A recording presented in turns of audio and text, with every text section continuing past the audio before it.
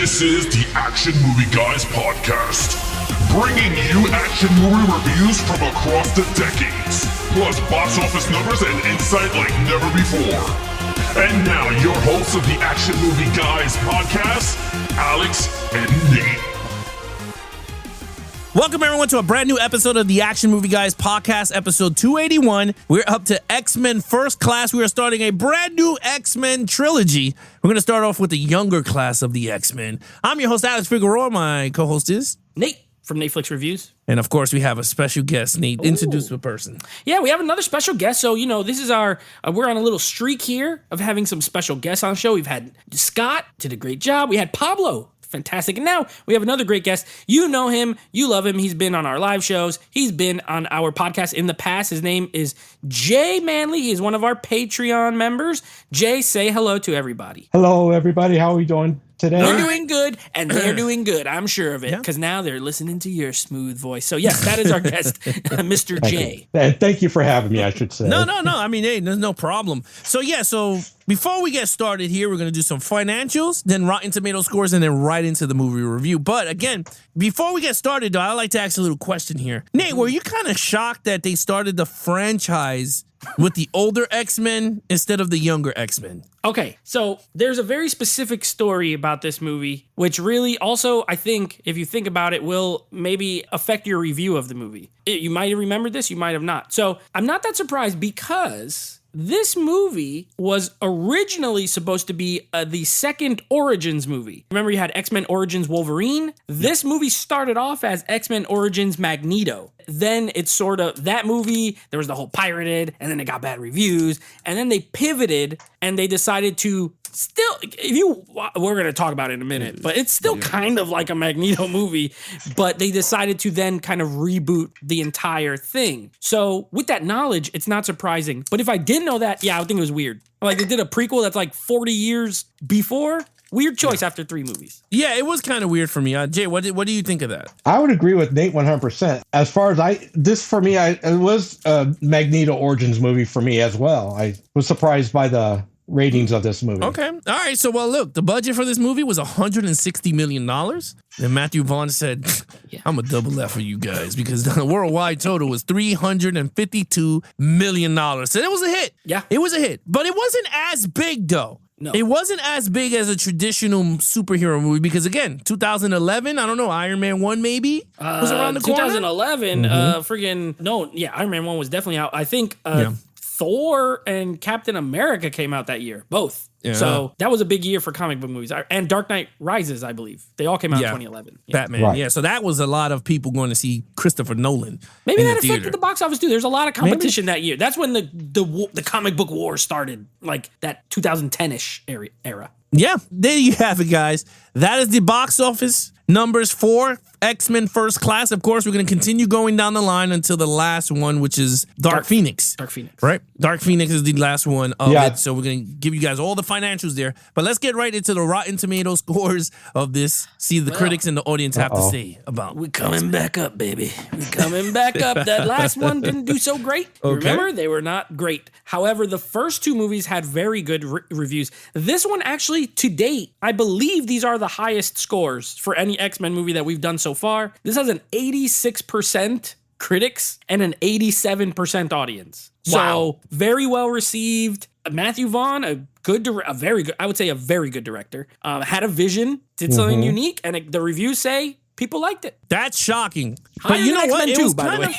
Wasn't this like tied with X-Men 2? X-Men 2, it might have been around there, yeah. But I think overall the 2 numbers, I think this one's slightly higher, but it's in the ballpark of the best one. All right, Jay, what do you think of those Rotten Tomato scores with the critics? I'm going to say I'm not surprised. I thoroughly enjoy. I guess we're going to have to talk about that in review.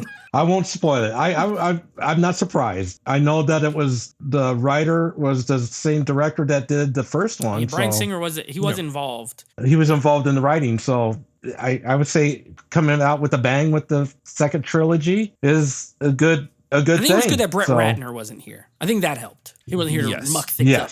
Yes, leave them out All of right, it. so look, with that said, let's get right into it. Lead character, I'm just gonna say the entire X-Men because this is about the origin, about the X-Men. So it's up to Nate how they want to go. But yeah, this is lead character. Okay, so I've always considered this a Magneto and Professor X movie. The other X-Men are there. They don't, I mean, Mystique probably gets the next most amount of screen time. I would say Mystique and Professor. Yeah. Yeah, she gets the next most. But really, it is about Magneto. I mean, he's the first one you see as far as his scene opens the movie, and his relationship with Charles Xavier is the crux. Now, I agree. If we're gonna whether I'm rating those two or everybody, it's a 5 for me. I think this movie nailed it so hard as far as these characters. Nailed it hard, baby. The Action Movie Guys podcast. I just think they knocked it out of the park. For one, let me just give a quick 2 cents because I know we got 3 of us. James McAvoy, perfect casting as Professor X. Absolutely perfect casting. I think he's great.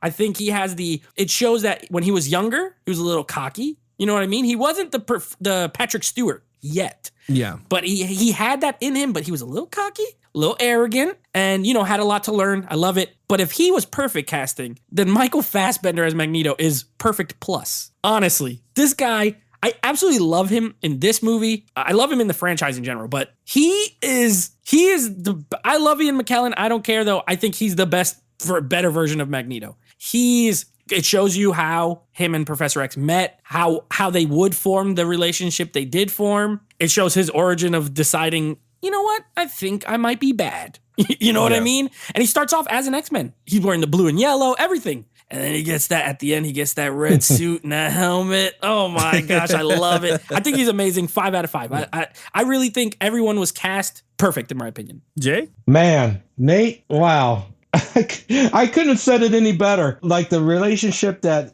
they had all bonded, from the beginning of the opening scene there, that cold opening was the same thing as in the first X-Men where Magneto had his little, how Magneto, just how his rage built up. And you see the Professor X, before he was Professor X, of course, and Raven, because they didn't even have their names yet. And then how they, like, you're going to be Mystique and you're going to be called Beast. And, Beast didn't even get his name yet. And then what was it? They said, they said, we're going to call you Professor X. It's like how they all got their names and origins. And I just loved it, how they did it. So I gave it a 5 as well. Perfect 5. I mean, watching this movie, it was weird because I was just like, okay, let's check this out. And I did like the twist with Professor X, that he was just a drunk, like not drunk, but he was using his powers to get women and how the way he talked. So I was like, he was such a 360, and I kind of like that, to be honest with you. But you're right. I mean, Professor X was kind of weird for me because I was just like, okay, he was Eric, but he was not on the line of Eric. Like, he was just like, yeah, I agree. Like, we can't do this. But he was like, we got to be good, though. And it was just like, yeah, but like in the beginning of the movie, I mean, you were just like straight up like using your powers to bang women. Like I was just trying to like understand your kind of like, you can't kill people. You can use your powers for, Yeah, you can get laid, but we're not going to kill them. We're just going to. Yeah. But you do see how he uses Mystique. Like, he was telling Mystique, like, don't change form. Like, he thought she looked hideous in blue, which I'm not going to lie, I thought she looked high in blue too. I mean, I got this thing with blue women because I was like, she looked at it. Yeah, I kind of like Rebecca Romijn and her too. But honestly, look, when it came to Magneto, look, oh my Lord, they should have called this Magneto Origins. It should have stayed as Origins. It should have. I think it would have not hurt, honestly. Yeah. Oh, he is so freaking good, dude. My favorite scene is when he's in Argentina and he grabs the beer and he has the knife and then he throws it to the side and it comes back to him. And I said, oh my God.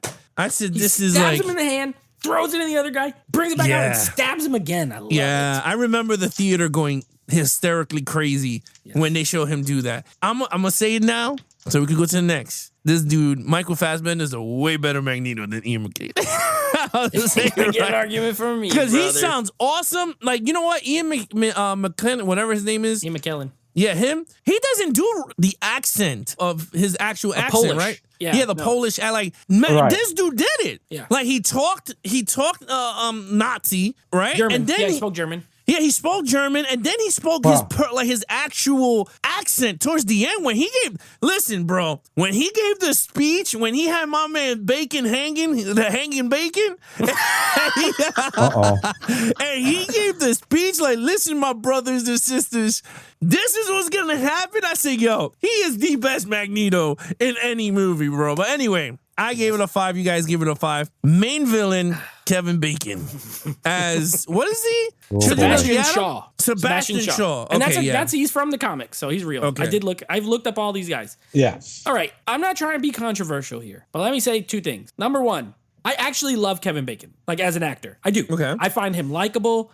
I like watching him act. I can't say there's many movies that I've seen him in where I'm like, oh man, Kevin Bacon, he sucks. You know what I mean? Like, I always liked him. And I like his performance in this movie. Especially at the beginning when he's like with the mustache and Magneto's a little kid. He's like, move this coin. And he's nice. He gives him some chocolate, but then he ends up shooting his mom. And you could see like this guy's actually evil. Chocolate. Yeah.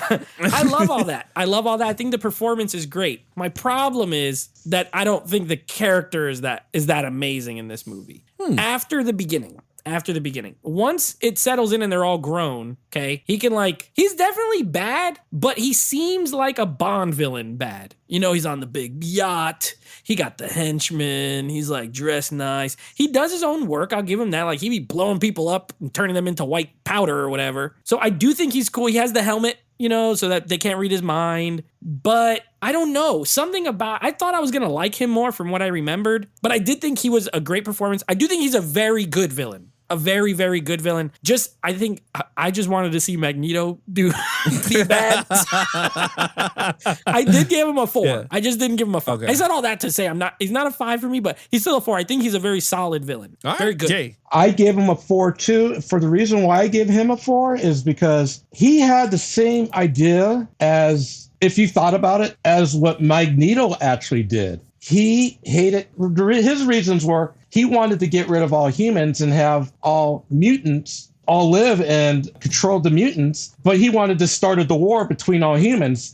I mean, I guess I'm giving the plot for the story, but we're going to get to that. But he was able to absorb all the energy, and then like he took that bomb that when Magneto first got there. That grenade thing, man, I thought that was a cool scene right there. He absorbed that grenade and then, with that general, right? And the general threw that grenade at him and he absorbed that bomb and put it back on the general and blew him up. I thought that was a cool scene right there. So I really enjoyed that part. I mean, his intentions were great, but that's why I thought he was a good villain. He was sort of the proto-Magneto. Right? Like, prototype. He was the Magneto before Magneto, but just with his power was okay, but... Right. Yeah, I mean, isn't he Gambit, though? Gambit has that type of power, right? Yeah, he has the same, like, power, a similar... I don't think Gambit can absorb energy, but he can put it into into and then he throws, that's why he has the card. It's like half Gambit. Yeah, half Gambit. Half Gambit.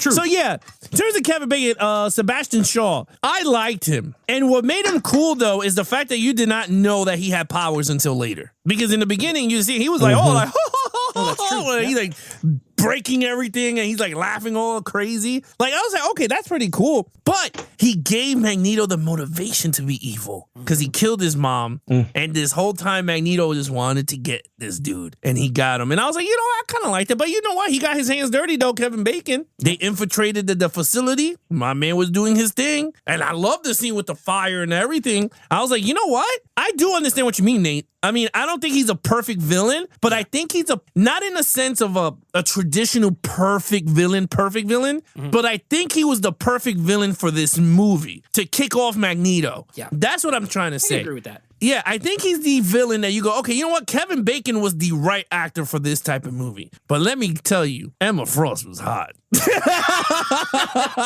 That's January Jones. January Jones. Yeah, whatever it was, January Jones. Let me just tell you, Emma Frost was hot. My man Ezekiel, the one that, like, whatever his Nightcrawler's dad, whatever he is. Oh, his name is, wasn't it like Ezekiel or something? Oh my God. I know his name and I can't think of it right now. Now you forgot. He's like the red Nightcrawler. Yeah, him. Anyway, that dude, I thought he was pretty cool. Then you got the tornado-looking wrestling character. He looked like Didn't he look like a WWE Bro, wrestler? he's always like looking for the camera, like trying to look sexy with his He look hair. like, what's So, the like, what is wrestler's this guy, name? bro? Yeah. What's his Tornado name? Jim Man. Morrison?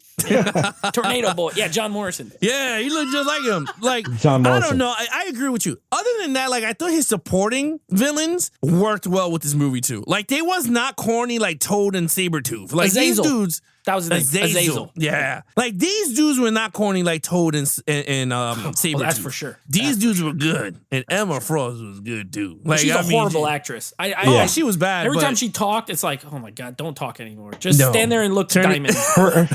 Her voice was really soft. No, I do agree, though, but She was soft. I thought Emma Frost was really good. I think everyone gelled very well, but Kevin Bacon was, like, highlighted also in this movie. All right. What'd you give 4 him? for me. Oh, okay. 4 for you. And Jay gave him a 4 also. That's 4 across the board. Straight fours. Action scenes. All right, let's go with Jay. Jay, action okay, scenes. You go first. I struggled with this. Be part. honest. Just be honest. Follow your heart. Yeah. It took a while for the action to get into this. I'm going to give it a generous 3 because it took a while for it to happen. And it's not like there wasn't enough action in there. It just some of the action didn't start happening till when I expected it to. I was hoping that because first when you see it, I'm saying this because it was more like they were recruiting. First, it was the recruitment. I mean, when the action did happen, it was like Magneto. Well, Eric will say, because he hadn't been called Magneto yet. Eric was doing his revenge. He had that fight scene, but then there was a long time where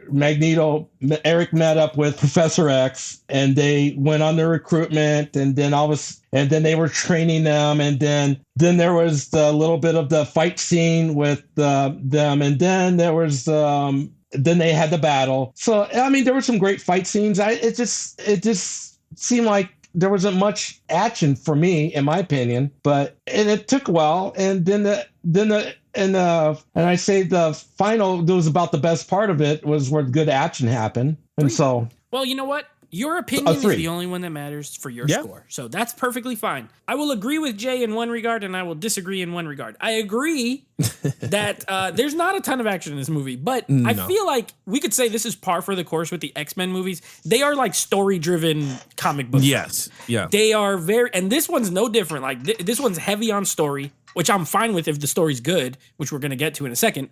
But these are not like big, huge action spectacles. Where I'll disagree is I gave it a 4, not a 3. I gave it a 4. I do think the execution is why I think it's so good. Matthew Vaughn, I think a fantastic director. I actually love the way he shoots action, and I think he got better after this movie, by the way. Yeah. Like the Kingsman movies, Yeah. I think he killed it. But there was flashes here. I love the scene where they're in the facility and Azazel is like morphing and like slicing dudes with a knife. He's just like killing people. The aforementioned Magneto scene in Argentina is great. It's brutal. This is borderline R-rated. It's PG-13, but if you put a little splatters in here, this thing is R, at some of these parts. So I like that. I do think, beyond that, you get little spurts like the general that gets blown up. The finale, though, I think is really good. First of all, and Alex, I know you go next, so maybe you'll agree, but I think this movie has some of the most underrated flying scenes. They look like the scene where Banshee is holding Havoc. It looks like 2 dudes are actually flying over the water. Like, it doesn't look CGI. Yeah. I'm sure it's wires, but it was like seamless. And you see these other movies where it looks totally fake. Like the way he shot Banshee flying over the water, I thought was great. I love how Magneto is just like a freaking monster and is like, first of all, he kills the guy with a quarter. I love it. He had that coin, put it through his head, and it was blood on it. I love it. But then he's holding down freaking Professor X, and he's fighting, and he's holding missiles, and I love the whole missile thing. I thought it was great. Yeah, I gave it a 4. I think it's not enough for a 5 for me, but it's so well executed that I gave it a 4. I agree with you. This is getting a 4 for me too. I don't think it was a 5. There's not much action in this movie, but you're right. Execution and quality, I gotta say, of this action scene. So this is what I think I liked about this movie that worked so well. The fact that Matthew Vaughn knew the budget and how to utilize the budget with these characters. I'll talk about it in storyline, but like Havoc's, right? Alex Summers' powers. This dude he could have went a lot of budget on this dude. There was a few scenes where a lot of people shined, and I thought it worked very well. Beast, was really good in this movie. Not crazy like Beast in X-Men 3, where we all loved them and we're like, oh, this dude crazy. Yeah. But they utilized them pretty well. I did not like the design of Beast as much. I thought he looked a little bit weird with the CGI because there's some parts that looked like he was CGI'd. He was, yeah. It did not look good. But other than that, I think with Raven, what he did with Mystique was very well. Magneto scenes was just top notch. Oh man, this dude knew what he was doing, Magneto, bro. The scene that I went nuts because I totally forgot about it is when they hit the Blackbird and they start rolling on the beach, and my man went right on top of Professor X, and all you heard was whoomp, and he literally magnetized himself onto the plane so him and Professor X, he doesn't get hurt. Yeah. And I was like, this is genius filmmaking, because literally he could have did it the other way, but he literally thought about the scene like, wait a minute, it would be pretty cool if he magnetized himself on, like magnetically attached himself with Professor X so he doesn't get hurt. And I loved it. And when he fell off, you saw Professor fall. So I was like, that is so awesome. There's some awesome scenes. I agree with you. The ending, I wish we had like an actual battle between Kevin Bacon and Magneto, but there's nothing you can do because it's magnetic. It is what it is. Yeah. But you're right, bro. That scene, him holding all those missiles up, and he told everybody to get back. And I said, yo, this is the shit right here. This is what you here to see in an X-Men movie. And you know what? I think the tension that he brought into these action scenes were phenomenal. And you can see why, because these dudes were not trained. And the scene that they were infiltrating the CIA building, these guys were scared and they were running away from these dudes. And I was just like, I like that. They didn't all try to stand their ground and use their powers, and then at the end of the day, they come out winning. Like, no. I thought that was cool, but look, at the end of everything, I gave it a 4. I thought the action was top quality, and I thought and you know what? The effects still held up. Oh, yeah. After all these years. Great. It looks amazing. Besides Beast, it looks great. Yeah, Beast was kind of funky. But other than that, let's get to storyline. Jay, what did you think of the storyline? Storyline. Okay. I loved it. I love the story here. I'm not going to. I'll give it a 4 here, and it's a solid 4. You of course, it's an origin. We already talked about this. It's an origin story. It's like you said. This should have been a Magneto origin story. We start with Magneto as a young boy. And he gets separated from his family, and of course, Sebastian Shaw kills his mother, and we understand his rage and his hatred for humans, but it doesn't build up. It kind of builds up towards it from the first act to the second act and to the finality, to where he has his upset, where he's mad, and he goes from good guy to not so much a villain, but the anti-hero against humans. But what I liked about this story was, versus what happened in X-Men Last Stand, you saw his real emotions show when Xavier gets shot in the back. Oh, yeah, he gets pissed off. Where he gets pissed off, and that's where he starts, but then he, his recruitment, he starts recruiting his crew. And that's what I liked about this story. And I mean, not only that, you got the bonding of all the X-Men. And again, I already mentioned it again. It's like their name, they already got their names. Magneto accepts his name, and Raven goes from Raven to Mystique. And he's telling Mystique that, you should always accept who you are. He's telling these mutants that you should not reject who you are, accept who you are. That's what I felt where this story was a perfect story. I shouldn't say a perfect story, but it was an excellent story. This is a story how it should be. And if I want to say more, but I don't want to. Let the rest of us talk, there. Mr. J.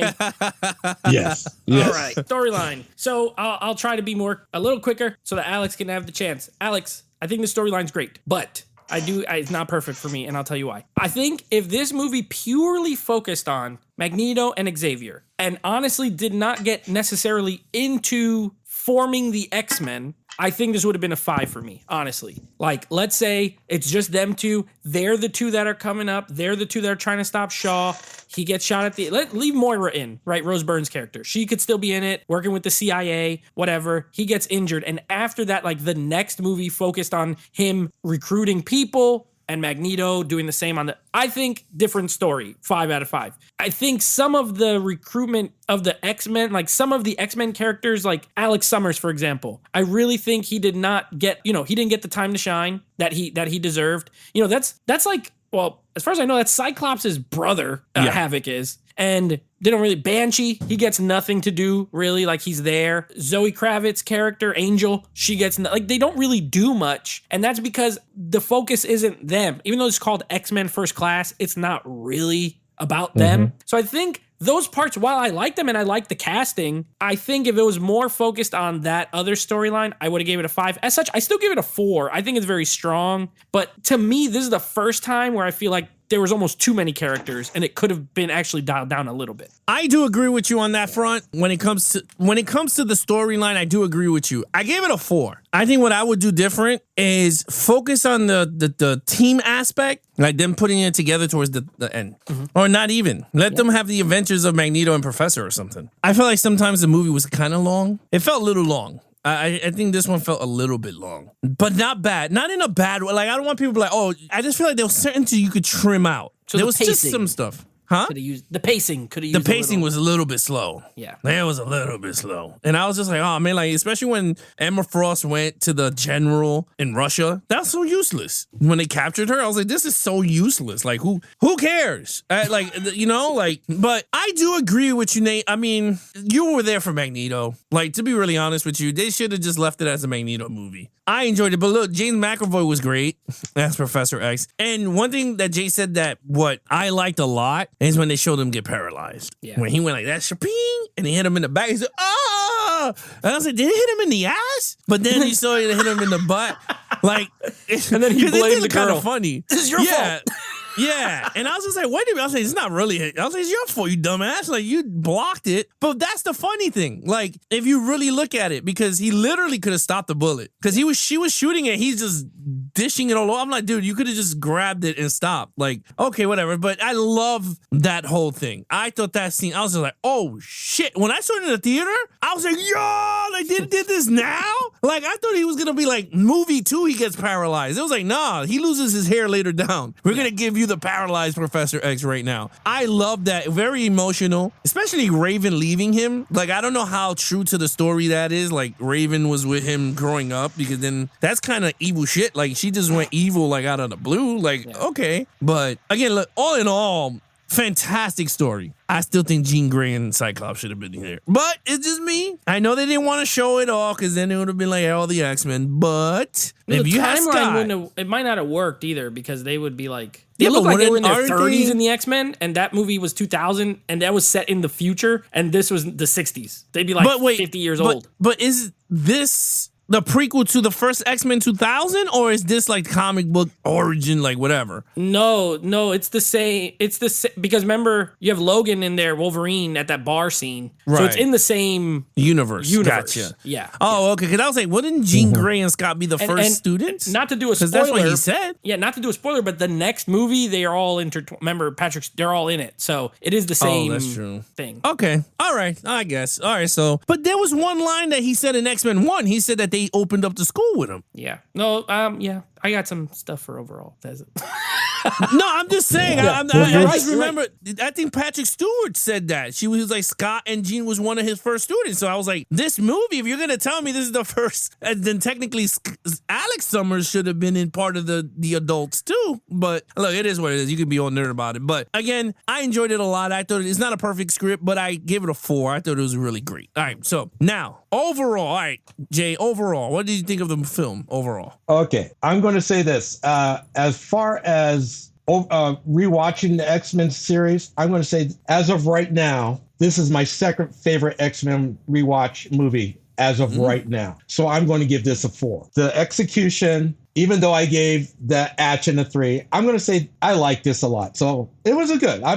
Overall, the storyline, the pacing could have been a little bit better, but I enjoyed it for what it was. So all right. Neat. All right. Good. I'll agree with movie. Jay in the sense of what we've watched so far. Yeah, this is probably my second favorite one after X2. I do think it's a great movie. My problem, and Alex, it's something you pointed out, and it's always bugged me. And they were screwed up. They were screwed up from the jump in these movies. Okay, the timeline doesn't make any sense. It does not make any sense. And it bugged me when I saw this movie in 2011 because while it works just fine, there's 3 characters that this timeline works for just fine. And that's Magneto, Xavier, and Mystique. Because Beast, if you remember, there's a line where he tells her, your cells, you age slower, basically. Your cells, the way they work, you're aging, like when you're older, you're going to look younger. So it makes sense that in the future X-Men movies, she doesn't look really old. You know what I mean? Even though she could be, apparently she's as old as Charles Xavier and Magneto, pretty much. They were in the 40s. The movie opens in the 40s, okay? And they're like 10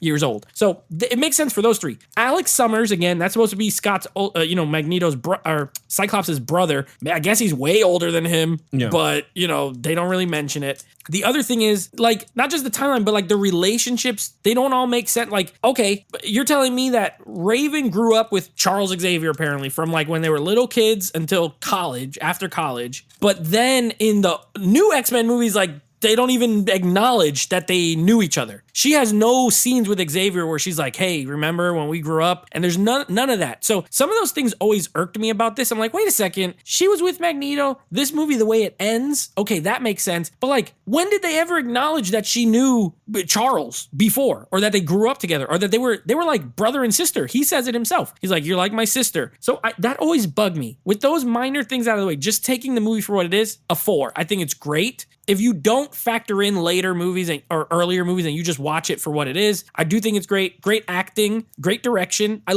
actually love the music in this movie. The score, like, I like that they changed it. It's like that dun dun dun dun dun dun dun dun. I think it's really good. I think the score is really good. I love the way it looks. And a 4 for me. All right. Well, look, overall, I agree with you. I give it a 4 too. I was looking up to see if Raven did stay with Professor X, but I couldn't find it. But no, I couldn't find it. Like, it doesn't. That could have been made up just for the movie. I don't know. I think so, because I'm like, did Raven live with Professor X in the comics? But yeah, I feel like they didn't. I think it was a weird choice. I think it was a weird choice to force her in. It says the movies have established a close relationship between Charles Xavier and the shapeshifting Mystique. In fact, according to the X-Men First Class, the 2 basically grew up together. In the comics, however, the 2 have seldom crossed paths. Yeah, they didn't know each other. And they usually been fighting for very different causes. So they just pretty much made that shit up. So the OG movies make more sense as far as their relationship. Yeah, exactly. Because then she wouldn't know how to get to Cerebral. Exactly. That's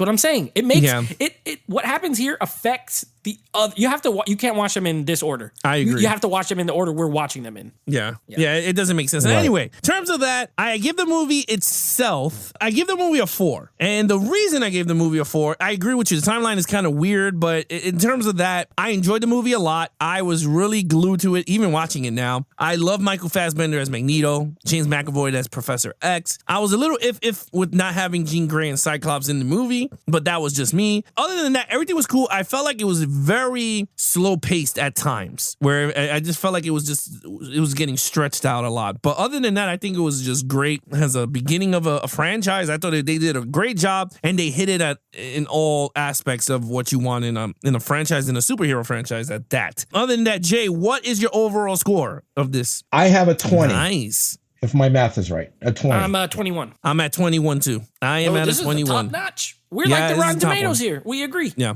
I totally agree with that. All right, Nate, what is coming up next on the podcast? All right, so next week, or next episode, I should say, we will be continuing with our penultimate sci-fi action episode for Sci-Fi Action Month, and that'll be Starship Troopers. Our guest Jay will be back for that episode. And then next week, we got a big boy coming up, and this is just me and you, brother. No guests. We're going to be doing a little X-Men Days of Future Past. This was a moment in time in 2014. I remember when this came out. It was like, Bryan Singer's coming back to direct. This is going to be crazy. And is it crazy? Is it not? I don't know. We're going to talk about it next week. I remember not liking the movie when I came out the theater. That's funny because I remember loving it. So I know. I remember me and you was talking about it. We had the opposite opinions on it. But again, when we talked about it, we haven't seen it since the theater. So it's been a while. Yeah. So I can't wait to sit back and maybe this will be a classic episode where we go totally opposite. It has been a while. Be funny. It's been a while since that has happened. That is true. All right. Other than that, guys, you guys want to follow us in our social media accounts, please follow Nate over Instagram at Netflix Reviews. Check out the podcast with him and his friends called Netflix Movie Reviews.